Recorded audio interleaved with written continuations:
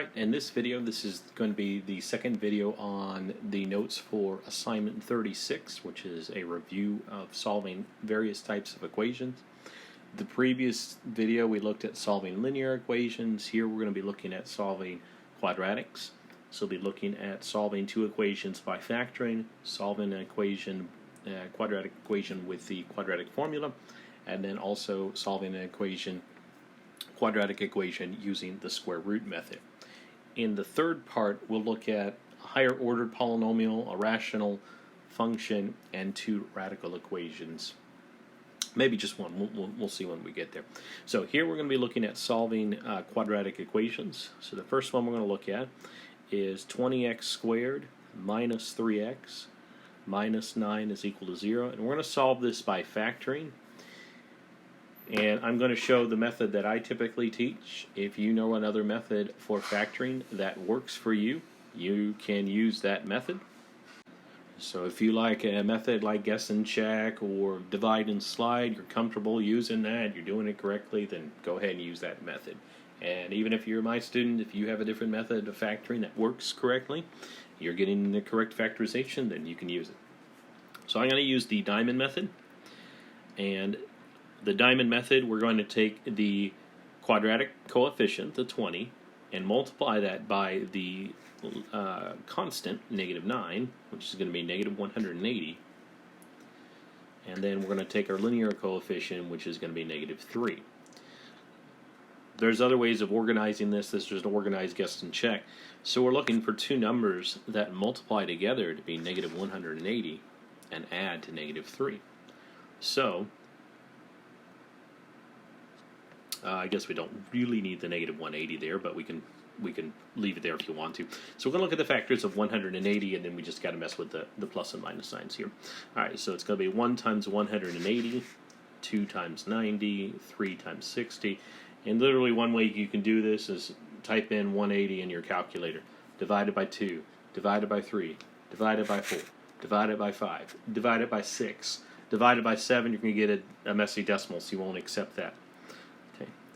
So 4 times 45, 5 times 36, 6 times 30. I skipped over 7 and 8 because they do not go in evenly into 180. 9 times 20, 10 times 18, and 12 times 15. So I'm looking for either a sum or difference of the two numbers to be 3. We can figure out the sign in a little bit here. So 12 and 15 have a difference of 3, so that's what we're going to use. 12 and 15. Now the product is a negative. The only way we can have a negative product is a positive times a negative or a negative times a positive. So if we do 12 times negative 15, that's going to be negative 180. And 12 plus negative 15, that's going to be equal to negative 3.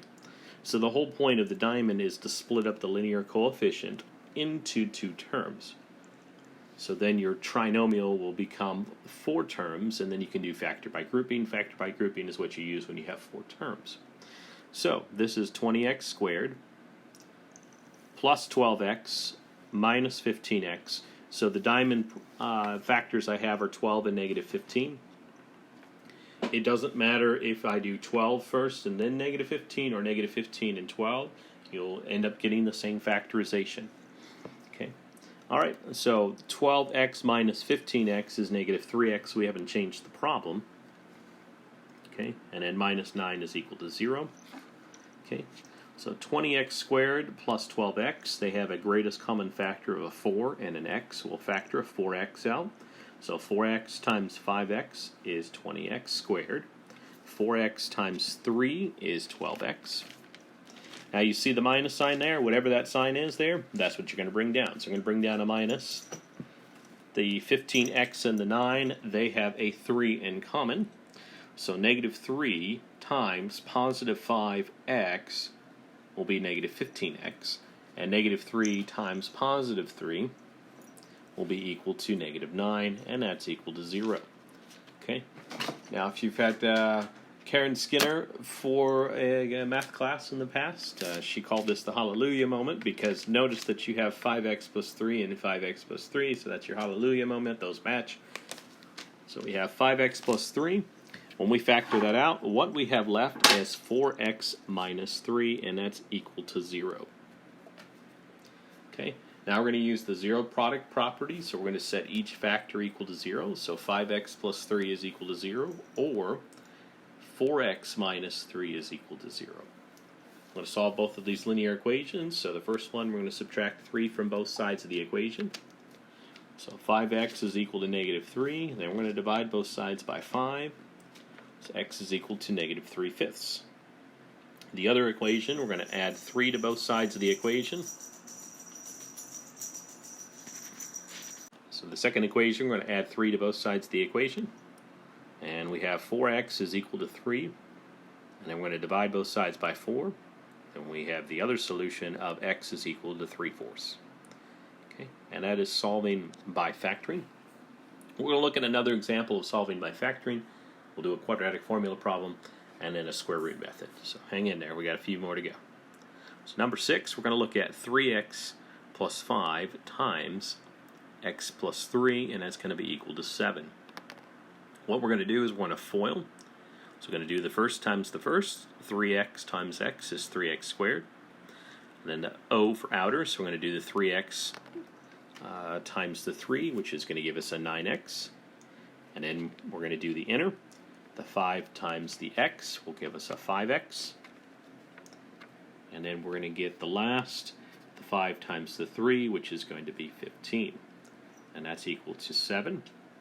This is a quadratic. How we want to solve it is set it equal to 0 and hope it factors.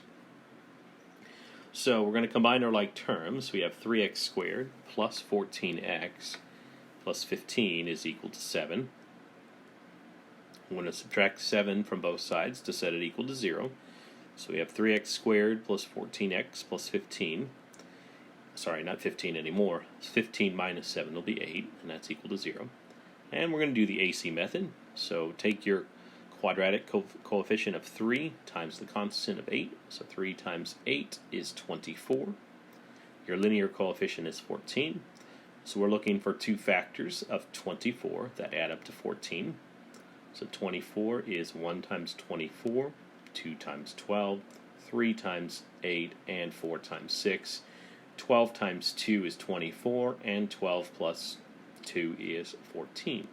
So 2 and 12 are our winning combination. So 2 times 12 is 24, and 2 plus 12 is 14. So that allows us to split the linear coefficient into two terms. And now we, instead of having a trinomial, we have a 4-term polynomial, a quadnomial, I suppose. And so we're going to do factor by grouping. So we're going to factor out an x, and we have 3x plus 2. And then we're going to factor out a 4, but notice that we have the plus sign right there, so whatever that sign is, you always bring it down. Factor out a 4, 3x plus 2. Your hallelujah moment, 3x plus 2 times x plus 4 is equal to 0. And so we don't have a 7 product property, but we do have a 0 product property. And so once we have it factored and set equal to 0, we set each factor equal to 0. So 3x plus 2 is equal to 0, or x plus 4 is equal to 0. And then we just solve these linear equations. So subtract 2 from both sides, and then divide by 3. And so we have x is equal to negative 2/3. Or the other equation, we're going to subtract 4 from both sides. X is equal to negative 4. And those are your two solutions. With the quadratics, you should expect two solutions. With a linear, one solution, third degree, 3 solutions, fourth degree, 4 solutions, etc. All right, so let's look at another example. So we're going to solve 2x squared minus x plus 10 is equal to 6. And any type of solving here, we're going to want to set this equal to 0, this quadratic, unless we're doing the complete the square, which we're not doing in this video here. So we're going to subtract 6 from both sides. And so we have 2x squared minus 10x plus, minus 10x, I don't know where that came from. 2x squared minus x plus 4 is equal to 0. And we'll do the AC method. So 2 times 4 is 8.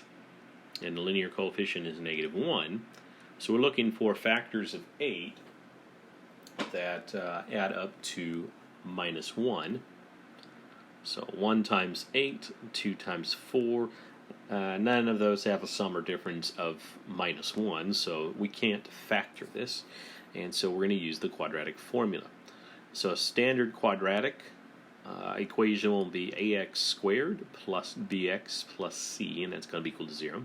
And for it to be quadratic, the a needs to be not 0. The quadratic formula, maybe you remember the silly story that I told you in class. X is equal to a negative boy is uncertain whether he wants to go to a radical party.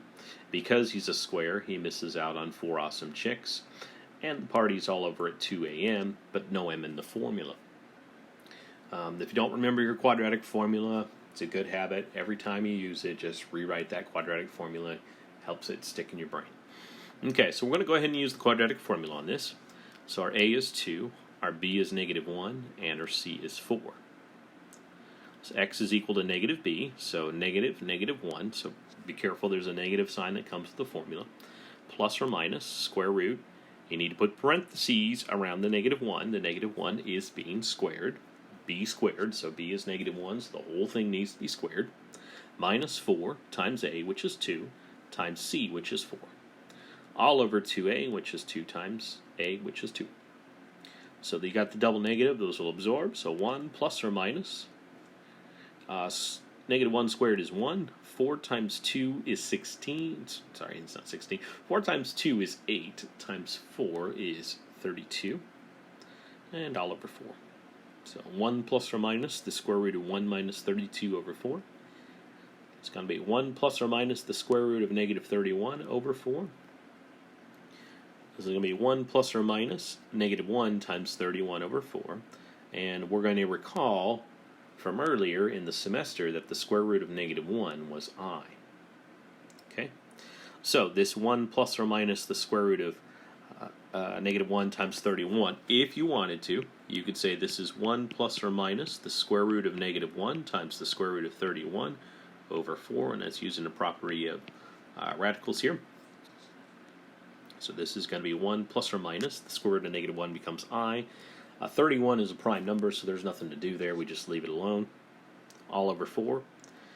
Okay, and let me erase this so we're not so cluttered. Okay, so if you're going to input this into MyOpenMath, they do want you to input the 2 separate expressions, one with the plus and one with the minus for the plus or minus. So x is equal to 1 plus I root 31 over 4, or x is equal to 1 minus I root 31 over 4. Okay, oops, let's go back. Okay, and so those are your 2 solutions.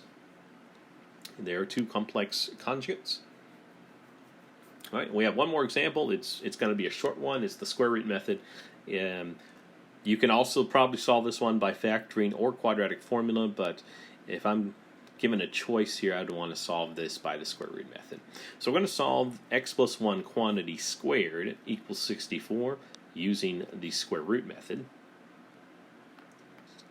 So if we're going to use the square root method, we got to make sure that the quantity squared is isolated, and that's the x plus 1 squared. That's already isolated. Let's say that there was like a plus 10 or something like that. We'd have to subtract 10 from both sides of the equation. Okay, but that's not happening here. So that's going to be equal to 64.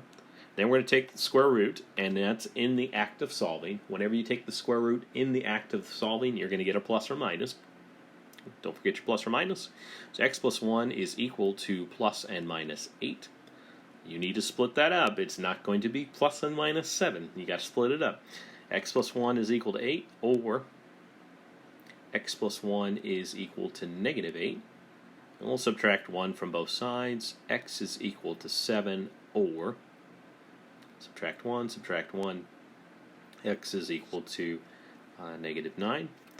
So a little bit review of quadratic equations, some methods for solving them, some examples.